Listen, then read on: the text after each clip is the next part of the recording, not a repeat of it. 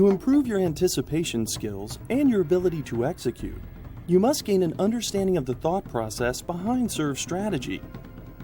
Within the first few serve games by the opponent, you will likely see everything the server has in their arsenal and the level of strategy they employ.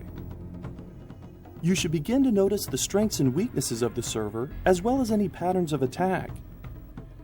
Don't allow yourself to become frustrated if you don't break serve early or all the time in a match. In the beginning, give yourself time to adjust to the serves as you establish your timing and feel on the returns. Once you gather the necessary information you need, you'll have a much better chance to break serve later. Remember, if you can successfully hold your serve each time, all you need is one break of serve to win the set.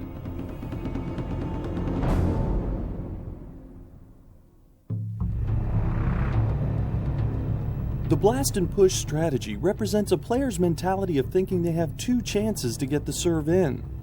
So they blast away at the first serve, and when it doesn't go in, they push the second serve into play. This strategy results in a very low first serve percentage, leaving it up to the second serves to start all the points. The return opportunities are endless against the blast and push strategy.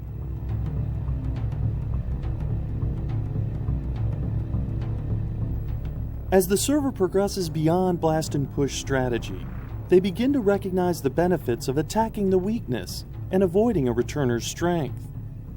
Usually that means a relentless pattern of attack to the returner's backhand side. However, when there's no major weakness to attack, the server must step up to a higher level of strategy. When there's no major weakness to attack, the server must work to create openings in the court using a rotation of serve placements.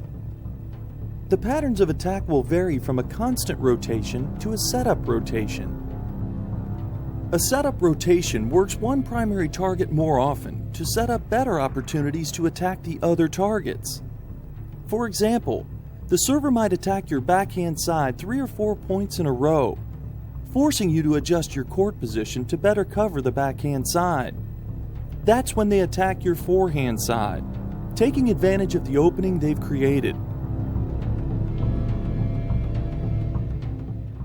Against a returner with no major weaknesses and a vast range of coverage, rotating the placement patterns of the serve may still not be enough. If the returner can zone in on the timing, because every first serve is consistently hard and flat, and every second serve spins the same way each time, then the timing on the return becomes very easy to anticipate. The server must fluctuate the speed of the serves to throw off the returner's timing. So in addition to working the various placement patterns, they create variations of speed and spin on both first and second serves. When the server senses the returner is prepared and ready for the big sonic boom serve, that's when an off-speed spinner will be most effective. Just like in baseball, when the pitcher knows the batter's looking for the fastball down and away, that's likely the last pitch the batter will ever see. That's because the pitcher's smart enough to know, if you give a great hitter the pitch he's ready and waiting for, you can't be surprised when you see that ball headed over the scoreboard and into the parking lot.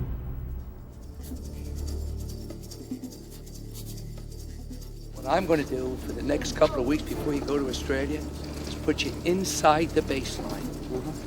And I'm going to make you play from there. You're going to have to focus, you're going to have to pick it up, you're going to pick up the ball much sooner, you're going to have to shorten your backswing and use your legs.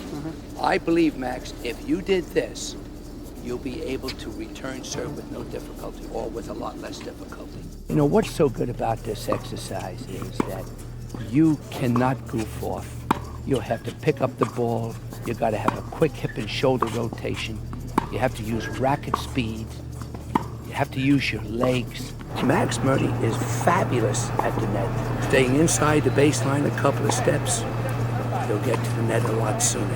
And when you see Andre Agassi hugging the baseline and inside that baseline, he's comfortable, and watch out for his big return serve. You add this to Max Murray's game, and he's going to be very dangerous. Did you find it a little different or a little frightening in the beginning? Did you think something was going to give way? Well, I felt like my heart rate was just, a lot quicker in the first couple of days, but once I got into the rhythm, It was just as if I was standing back there. That's good. Just important for me to, whenever you're around or somebody, when they remind me to shorten my Shorten backswing. your backswing. That's what's important. Because when I shorten it up and I lean forward, then it's just the pace of the And ball. that also gets your weight going forward to attack as well. And you know, the other nice thing is, any defensive ball, Mac, you can start picking it up on a volley and catching a guy out of position. All right.